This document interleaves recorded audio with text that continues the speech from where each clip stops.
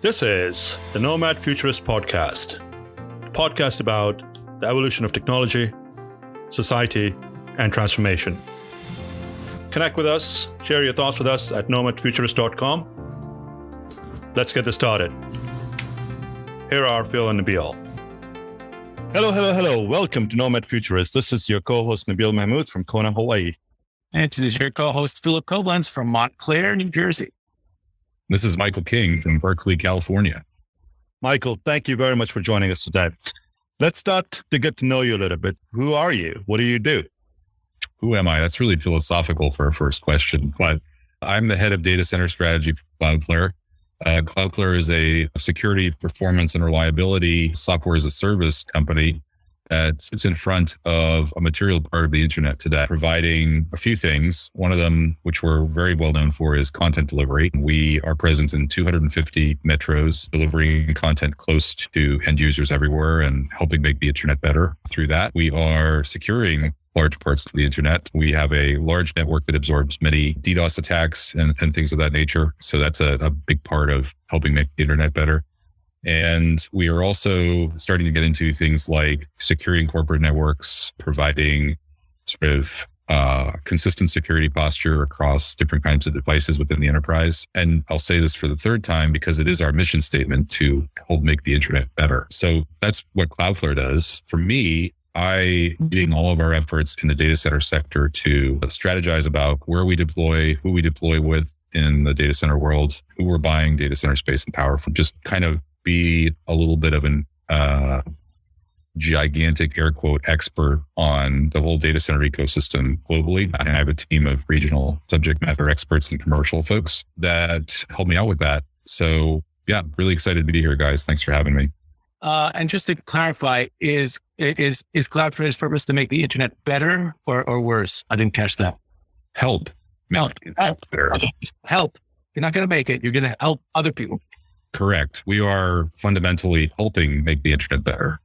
We are not ourselves making it better. That's a really important nuance, which, if you listen to our management team, appear on CNBC or other sort of venues, they're at pains to make clear that this is not a one company lift. This is sort of a rising tide floats all boats.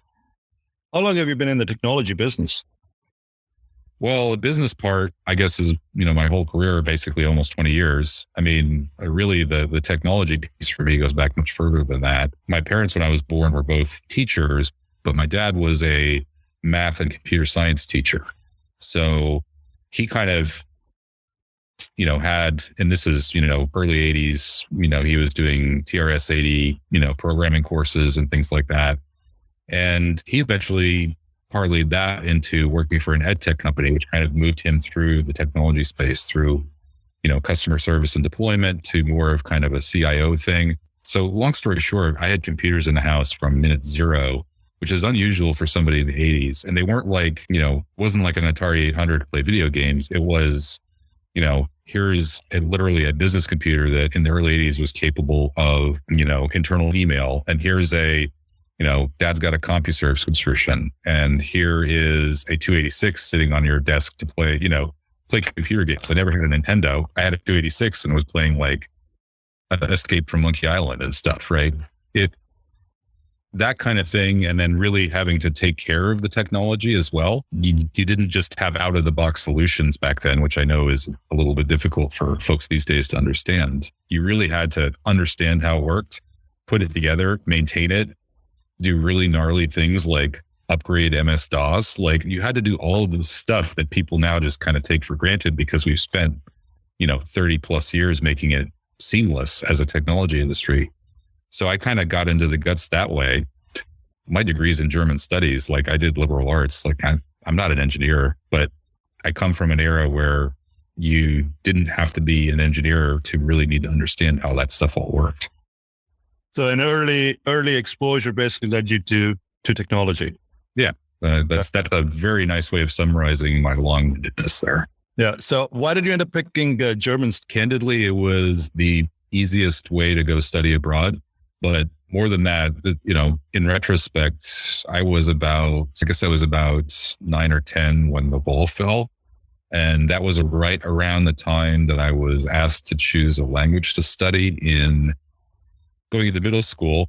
And German was one of the options. And I kind of thought, well, this is an interesting sort of choice. And that makes it sound very intellectual for a 9-year-old. But like my adult interpretation of my 9-year-old brain is that it sounded interesting because it was topical. And that kind of led me to studying away. And that led me to spending 10 years of my career in Switzerland working. So it kind of all worked out. My wife is German. I met her over there. So there's a, in retrospect, looks like a very good plan at work, which was completely fly by the seat of the pants always. So. Well, you chose you chose the correct side of the wall. So I guess that's good. Yeah. Well, Switzerland is neutral. So, just think of Switzerland as historically having been basically like wall around it in the middle. I feel like I lived in Switzerland in a time that was very, mild compared to, I imagine Switzerland in the 60s being just a hive of spies and all kinds of chicanery, and it kind of sad I missed it, but oh well. I think there's something very high-minded about even starting a sentence with, I lived in Switzerland when it's something that it just sounds very fancy. Love it. It is indeed. All right. So then you started your career after you got done with college in German studies. How did you end up transitioning into technology as a career? Well, honestly, I didn't want to be a German teacher. And that's really the only thing that the only thing directly related to German that you can do. Yeah. I mean, you can do like the kind of generalized stuff that a lot of my buddies did right out of college. Like, hey, start your career as a paralegal in New York, because I was living in New York right after college. Or you could go do, editorial assistant in a publishing house. Like there's all these sort of career starting activities you can do in New York as a young post-grad or young, person with a BA from some college somewhere. But I had gotten into kind of desktop support during college. So working at the student help desk. So after the first job was a little bit less to do with that, but the second job was desktop support and executive desktop support. So like demanding sort of people who needed somebody who was both kind of willing to satisfy, unusual technology requests and who was not kind of Nick Burns company computer guy. Now, arguably unsuccessful on both of those counts was I, but at least I was able to convince them coming in that was possible. So I kind of started doing that. And again, that's all about hands-on, putting stuff together, understanding how stuff works. 90% of the time, like desktop support issues are trivial. And the other 10% of the time, have Google. Like that's basically how desktop support works.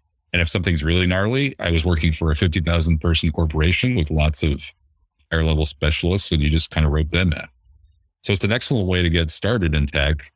It's a really great way to get burnt out in tech too. So the important thing if you do desktop support is, unless you want to do it forever and you love it, and if you do that, please apply for every tech support job because every company would love to have you. The important thing is to figure out how you can transition out of desktop support into something. If you love it, you're doing it wrong.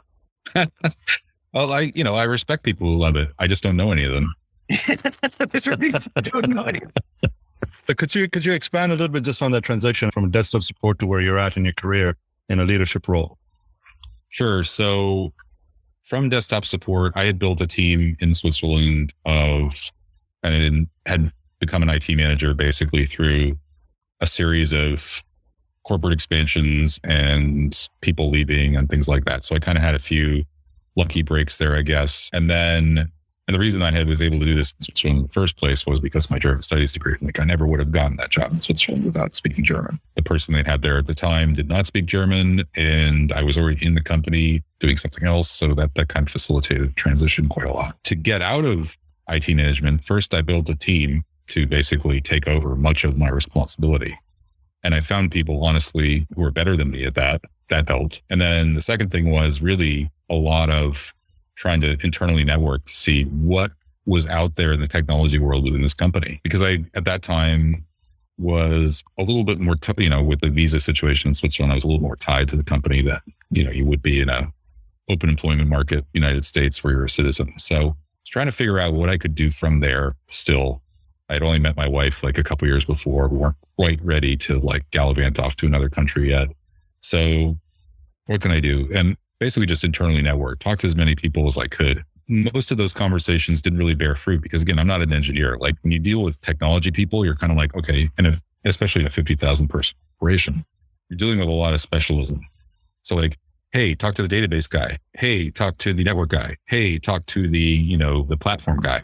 Those are not really options if you're not a specialist. So then you got, okay, talk to the project management people. Well, I'm a tiny bit too ADD for project management. So that didn't seem all that appealing, although I did have some conversations that way. Talk to the data center people. Well, it turns out that I know this in retrospect, but I didn't really know this at the time, that a data center is basically just a massive living technology organism that you have to like touch all the time. It's like a gigantic desktop computer from the 1980s. You have to upgrade it. You have to pull stuff out. You have to put stuff in.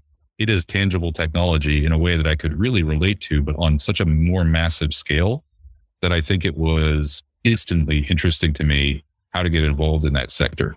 And I was fortunate to have a mentor at the time who I had met who was willing to kind of suspend disbelief on the fact that I had never worked in the data center before. I had built like a comms room as a part of my IT manager job. So like I at least had seen a rack and a raised floor and put some servers in it, but like really very little experience. And shout out to Mark, if he ends up listening to this, really hugely influential in my career, that he was willing to take a chance on kind of generalized, this guy seems like he might be able to learn type experience. I think actually, to Cloudflare's credit, they're very good at finding people who they think have learning potentiality and putting them in position to learn. But a 50,000 person corporation that is much more legacy in terms of tech and in terms of sort of hiring practice, that was unusual at the time. So really grateful for that opportunity. And basically I came in at a time that corporation was assimilating some acquisition data centers, trying to come up with a strategy for consolidation and disposal.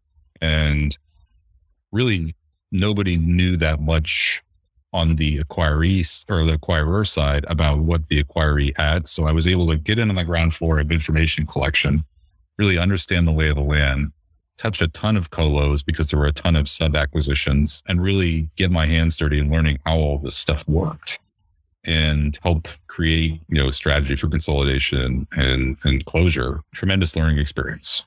Tremendous. I was able to work with a guy who was a longtime consultant for McKinsey. So learn about kind of the consultative aspects of all of this. I was able to, work with people who had spent, cradle to grave experience in data centers. I was able to work with, more of a property and commercial type people and learn from them. So tremendous learning experience. But then is the next question. What happens after that? How do you get from working at a 50,000 person corporation in Switzerland to working for Cloudflare in California? Well, the answer is I did a gap year. I basically said, okay, I've done all I can in this role in this company.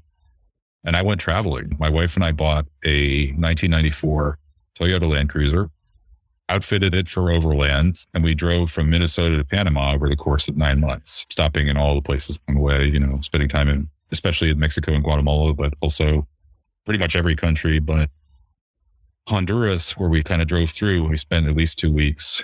And,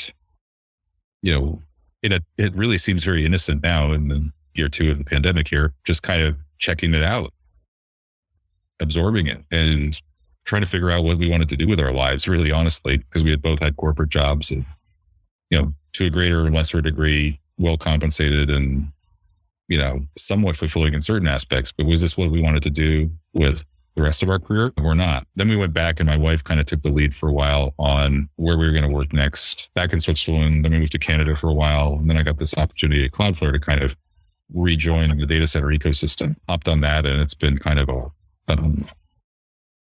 just strapped to a racket since then. You touched on a number of different things that I think are just so acutely important that I think we should highlight them. One is this notion of, following maybe the word passion is overstating it, but following something that you did not in necessarily your formalized schooling, but following, what I guess was, let's call it a hobby as you were growing up, interacting with computers and really following that desire through college and all that. How much do you think, the fact that, it was more of a kind of subliminal element to what you were doing was important in your kind of enjoyment of, let's say, desktop support and then into the underlying data center. Like the fact that it wasn't formally taught to you in a kind of rigorous, methodical way, and you were able to learn through exposure based. How much was that impact? I would say that one of the crucial things about being in technology for me is the ability to learn on a daily basis. I think there's very few fields that keep throwing stuff at you so quickly. And that's not to say that I'm a technology generalist that understands enough about everything to really do the full bandwidth of learning that's available to you. Some people are, and I really respect that. But what I like about what it is I do is that you're kind of thinking about the globe worth of geography at any given time. You're thinking about various things happening in various territories. And as you probably inferred, I'm a bit of a travel person. So thinking about things globally and locally at the same time is interesting and kind of overlays to the travel. But I think one of the interesting questions in retrospect is that there is no education path for what I ended up doing. Like there's no internet infrastructure education path that I'm aware of, or at least there wasn't at the time that I needed to sort of make decisions about what to do. And so you're kind of left with this classic American experience of what's the university that I want to go to, and then let me figure it out, which is not how, by the way, how much of the rest of the world does it.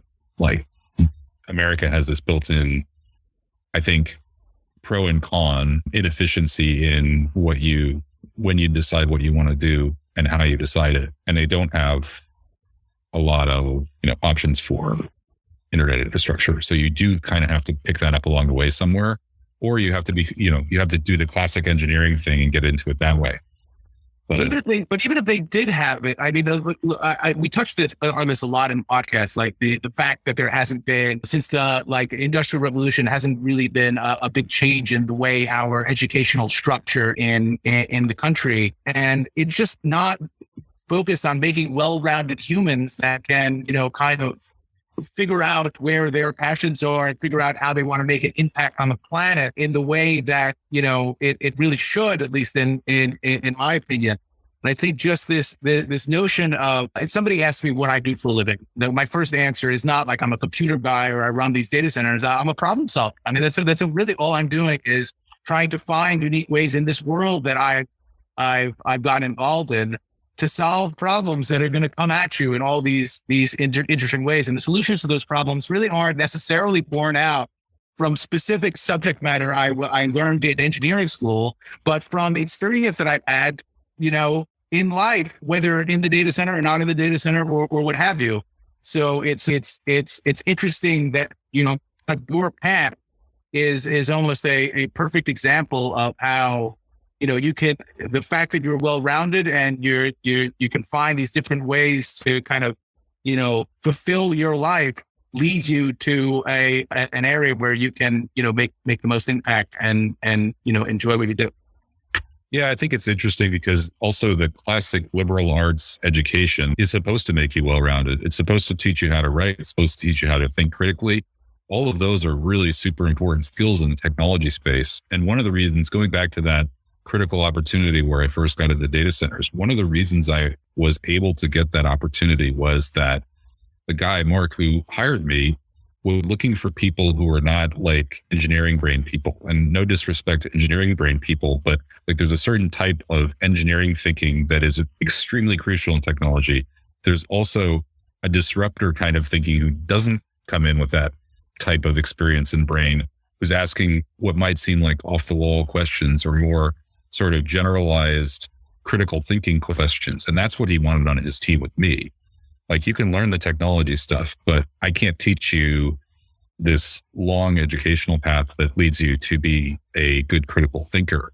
Like those are things that, regardless of, what you decide on an educational path for, or what you're trying to do, what you start out in your career trying to do, which will probably change 2 or 3 times over the course of your career, if you're lucky, you can always concentrate your education on learning how to write, learning how to think. Like those are portable skills. They're portable skills that will get you in the door in opportunities that you probably wouldn't otherwise get. I think those are super crucial things that everybody can concentrate on regardless of educational path. Yeah, I believe, you've actually hit the nail on the head a couple of times over here with, none of us actually in here, I think besides Phil, started in the data center business. We just ended up in the data center business through trials and tribulations. And I'm not sure you can consider where I started in the data center business. you were born in the data center business. I started there was a computer in front of me and I just went towards it. And then eventually it turned into what it is. Michael, how do you keep up with change, the constant evolution of technology and the constant change? How do you stay up to date? Oh, that's a good question. One could argue that I kind of dodge it a little bit by being in this data center space, which is, I would say, more change resistant than a lot of technology industries. But honestly, one of the benefits to working with the folks that I do at Cloudflare is that, and going back to the I love to learn regularly sort of thing, I have all of these folks around me who are subject matter experts and, much more experience with me in like these deep technical subjects. So how to keep up with stuff is honestly sometimes as easy as finding an opportunity at a company that's really at the forefront of things and just keeping your eyes and ears open and absorbing all that. To me, I haven't found a better way of keeping up with stuff than just jumping in the pool and swimming. I'd love to say that I keep up, I'd love to say I keep up with things by watching TED Talks or something, but that's not me. And the irony of me saying I don't watch people's TED Talks while I'm recording a podcast is so full credit to anybody who chooses not to listen and says, I'm just going to go work for a good company and learn that way. That's fine. If you listen to this podcast backwards, there's all sorts of hidden messages here. So I suggest Paul is dead. Yeah, I would say that to me, and this goes back to sort of my choice of education as well, like putting yourself in an environment where you are maybe on the lower end of knowledge and you have to work to keep up is a really great motivator to learn and keep up. And I would say, especially when I compare myself to like some of my colleagues, like Nitin, Tom, and others who like those guys know so much. And if I can capture just a little bit of that and learn from them, that's how I keep up. Like, but you always catch the things that they're forgetting. If you catch the things that they're forgetting, it's still kind of right. Well, and if I can contribute to that knowledge by being more of a subject matter expert in the thing that I'm supposed to be, that's great. But like, honestly, just kind of learning how internet infrastructure is built after coming from a large enterprise, it's been such a privilege. So I have something that I think you probably saw. Someone that we all know started this on social media. This notion of like this different take on when people that are coming into our space as just like and go straight to the cloud. Like they don't necessarily take the time. They don't understand how computers work or the underlying infrastructure. They don't have a life of experience that you or I or Nabil has had as the fundamental kind of foundation of their knowledge in the space. And, people like me have always said that it's important to understand, have a foundation in, how the entire environment works, how computers work instead of or why they work instead of how they work, like the underlying foundation of it. And he used an example of like somebody working on a Tesla doesn't need to know how a combustion engine works in order to work on a Tesla. So you can kind of, skip that entire genre of car. And in my mind, I'm thinking, but you do need to know how a car works in order to work on a Tesla. So do you have a thought on whether it's important to have that kind of foundational knowledge to be like fully well-rounded and be successful? Or, obviously you're talking about subject matter experts, so you can just skip and become like a cloud subject matter expert on the software side of things. But isn't it important to know how on the back end all of that stuff is interacting? Yeah, there's a couple of points that I would make about that. The first one is that, fundamentally, that is true. And I work on cars, so I'm acutely tuned to this. Like, you don't need to know how a combustion engine works to understand how a Tesla works. But I would take a step back from that and say that the reason why people go straight to cloud, I would say it's less about wanting to skip over that knowledge and not know how it works. It's more economic incentive. Like the jobs that they're getting straight out of university are to go straight to cloud and do programming stuff. Like at no point in their career are they economically incented through a job or you need to have this step in your background to understand the the stuff that's below water level for them. So that to me is more of a, we're not requiring our software engineers to understand how things work. So they're not going to. It's kind of a fait accompli in my mind. So that's kind of how I think about that. And the other thing that I would just point out about, these guys going straight to cloud and becoming experts, the worst case scenario for a commercial person is to give engineers the keys to the cloud bill. Because to be a subject matter expert in cloud, you not only need to know how to engineer it, but you need to know what you're paying for. And that to me is, I think there's a lot of folks that just kind of assume that these are fungible resources that are unlimited. And that's how startups die from an Amazon bill, right? It's no question about it. But I guess fundamentally, does that mean if they're economically incented to go straight to cloud, one of the things we've been trying to tackle is this kind of knowledge gap where there aren't a lot of people coming into like the critical infrastructure piece of the business as much as there are, the software engineers and, the app developers and all that stuff. There's some, missing component where all of that stuff has to live in the data center. All of that stuff has to live in some room that's still leveraging the same technologies that they had back in the 2000s, glass touching glass, copper touching copper, and large air conditioned room with, varying levels of efficiency and all sorts of cool things that you can do to squeeze more power out of less space, et cetera. But it's just not as sexy as some of those, other elements of it. So does that economic incentive to maybe skip over? And obviously there's a difference between a software developer and someone that's working, in the data center business. But is there not really that focus on, the support resource that we need to keep up with the pace that, the digital infrastructure of our world will need to support? Well, I think it's interesting because I think that I'm just spitballing here, so I may regret saying all of this later, but controversy creates cash, Michael. Make it happen. My view is you need more people like with a generalized business background, and you need to get them interested in digital infrastructure, because I think the software engineers are always going to software engineer, and that's a specialized, different kind of career with a different kind of price point. But what we need is more people who can think in terms of business and critical thinking, because we need people who can make economic decisions. We can make business cases happen, make investment happen, but they need to have that engineering overlay so they understand enough about it that they're not making foolish decisions on a critical infrastructure scale.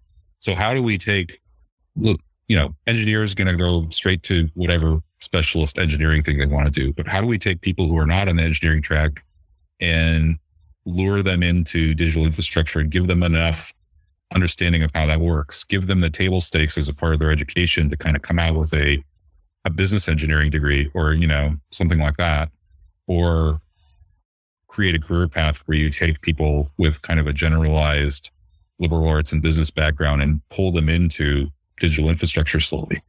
Again, I think Cloudflare is relatively good at this. I don't know if other companies in the industry are relatively good at this, but can you learn this stuff? Can you learn the concepts? Can you learn network schematically? Like I can't tell you how a network really works getting down to the bits. I can draw a map. Can you understand the map that I draw? That is how you need to understand how a network works for business engineering, in my point of view.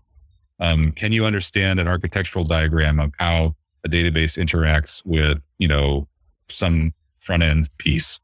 If you can understand the schematic, literally just draw a line, draw a box, you're probably going to be fine in this. If you can't understand that, then digital infrastructure is probably not for you. But if you have the ability to kind of assimilate that concept, we need to figure out how to incent more people to come in that way. And then secondarily, I think what companies like Salute do are great, that recruit veterans to do kind of some of the hands and eyes stuff in data centers. I think that's a great program.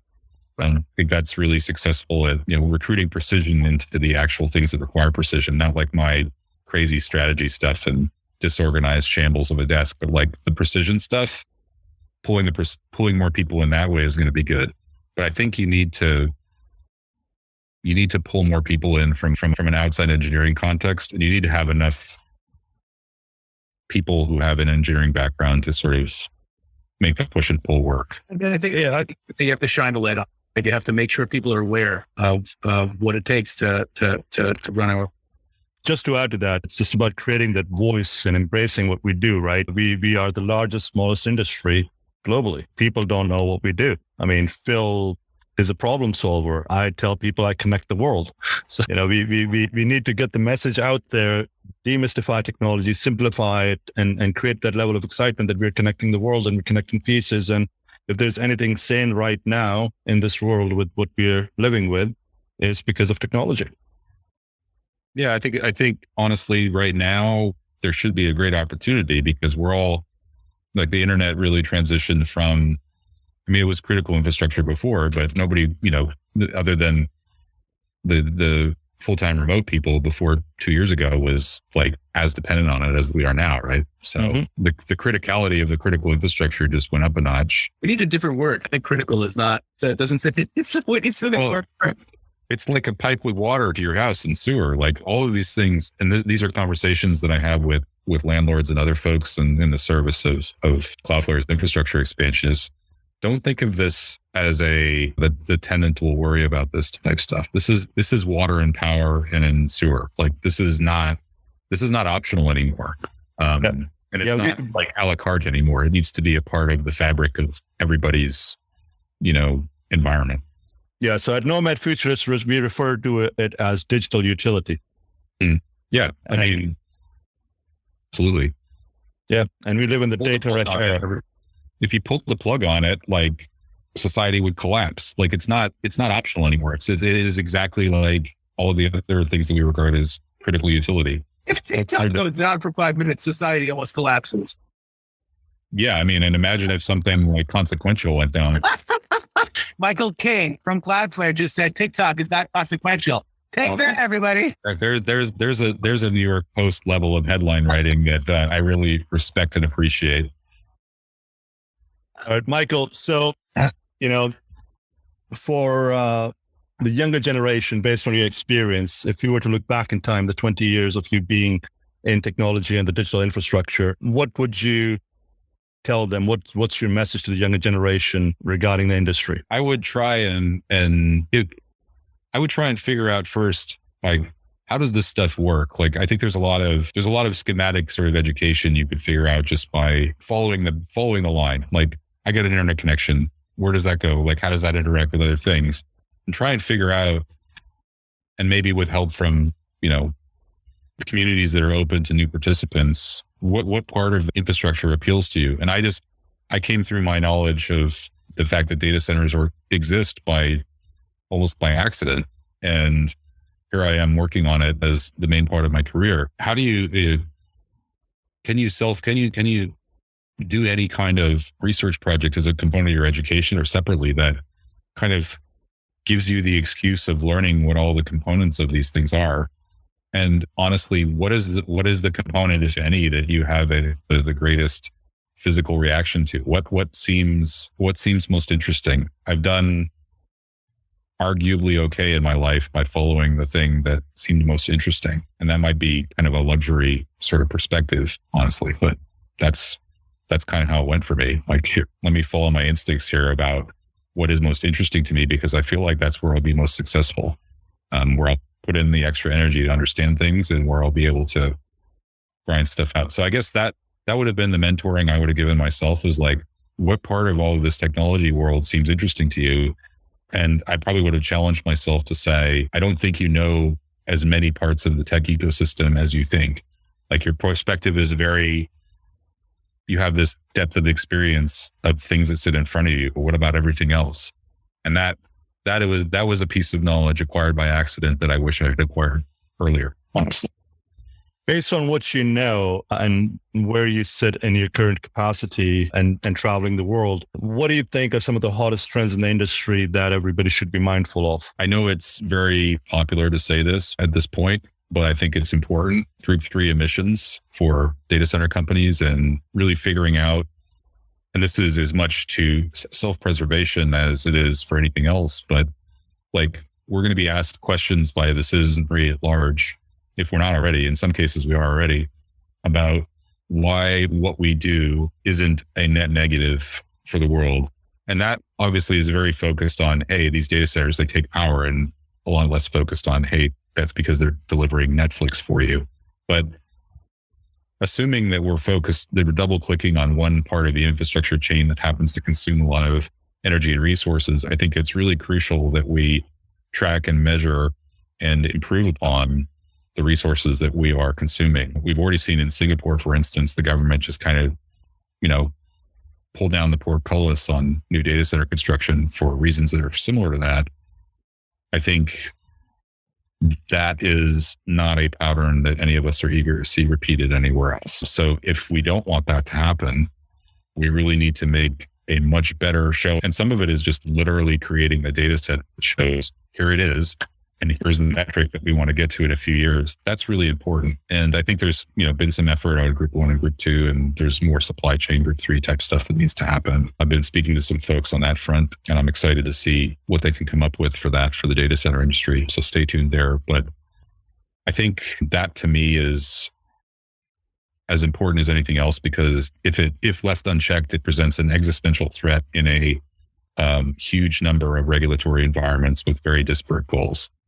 And from my perspective, that to me is the most crucial thing that we need to work on. And obviously, Moore's law is still going right on, right? The technology is still chugging away, becoming more efficient, but also our demand profiles keep changing. The work from home piece, the more and more video delivered over the internet piece. So I think the generalized trend towards assuming that technology refresh cycles will take care of everything, I think we're keeping up so far, but the continued level of investment that's going to be needed, plus, if Zuckerberg pulls off the metaverse, what, the implications of the bandwidth for that and infrastructure for that are pretty extreme. And unless something disruptive like quantum computing really materializes in the next 20 years, we're going to have to service that demand. And we really need to have our ducks in a row to do that. So I guess that's my kind of winding answer for your question of what's top of mind for me in trends, because I'm a little bit concerned about regulatory environment as it applies to data centers specifically, and not really understanding the whole value chain of technology. So we need to and I think if you look at the governmental agencies in the US are so far behind when it comes to even understanding what the data centers do. It's just not, what happened in Singapore hasn't happened here because it doesn't need to happen. I just think it hasn't happened here because, we're just not evolved enough governmentally to even understand, the consequences of our actions. Well, I think Singapore is a unique regulatory environment and, very unique in a certain sense. But we have seen sort of similar skepticism in Amsterdam. I think Europe in general is more primed to, Germany basically banned nuclear power, right?